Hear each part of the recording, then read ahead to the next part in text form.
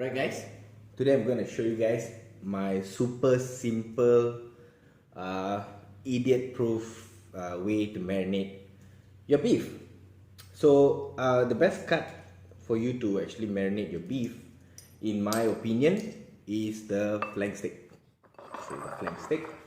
So if you see the flank steak, it's quite nice. It's got some nice lines. I don't know what you call it scientifically. The striations of the muscle of the flank steak with a nice amount of some tendons, and you see some good amount of fat. And if you see the flank steak itself, it has a good amount of fat in it. So I feel like in the cuts of steak that you can use to actually make this kind of steak, the flank steak is quite forgiving. Even if you slightly overcook or whatsoever, the other steaks might come out very dry and like really rubbery and so on.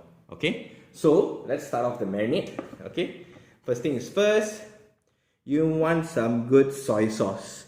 All right, so this is the soy sauce that I use. All right, so you want about 3 to 4 tablespoons of soy sauce. Okay, all right, 1, 2, 3. All right, I'm just gonna go a little bit more. Don't worry, later you're gonna dab it dry anyway. Okay, so you get about 3 to 4 tablespoons. 3.5 is fine. Okay, then what do you want to do next? Okay, since it's gonna go on this.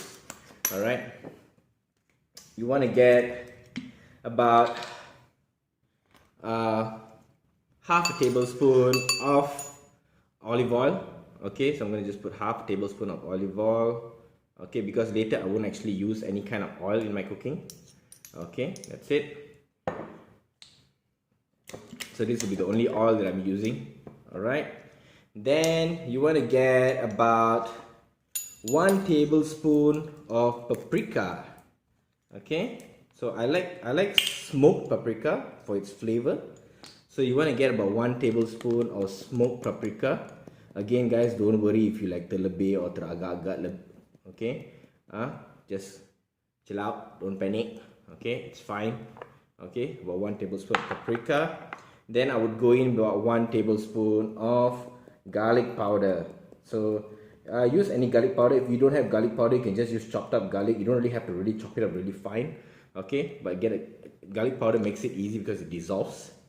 Alright, so once you have dissolved that, okay, then I was told by my friend Ken that using a little bit of baking powder can actually help tenderize your steak.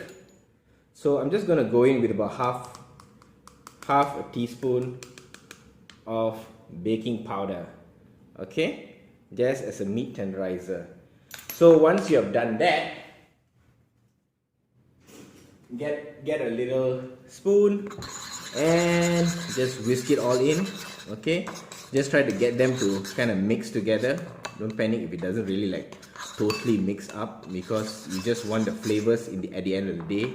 Okay, and the thing is, because some of these fluids are cold or some of the solids are cold, so they don't really like mix all together that well. Yeah, I'm not too worried about that. Okay, so once you've got your mixture, what I would do next, I will get a nice resealable bag like this. Okay, I'm gonna put my steak in the resealable bag. Okay, so once you've gotten your steak in the resealable bag, okay, now gently pour the entire thing in. Okay, make sure you don't make a mess because your wife might kill you. Okay, or too much of a mess. Okay, so you want to let the marinade kind of coat the whole thing. Okay, alright, so don't worry if there's any like some of the powders that did not really dissolve or whatsoever. Don't panic. Okay, it's not a big deal, because later you're gonna wipe it all off.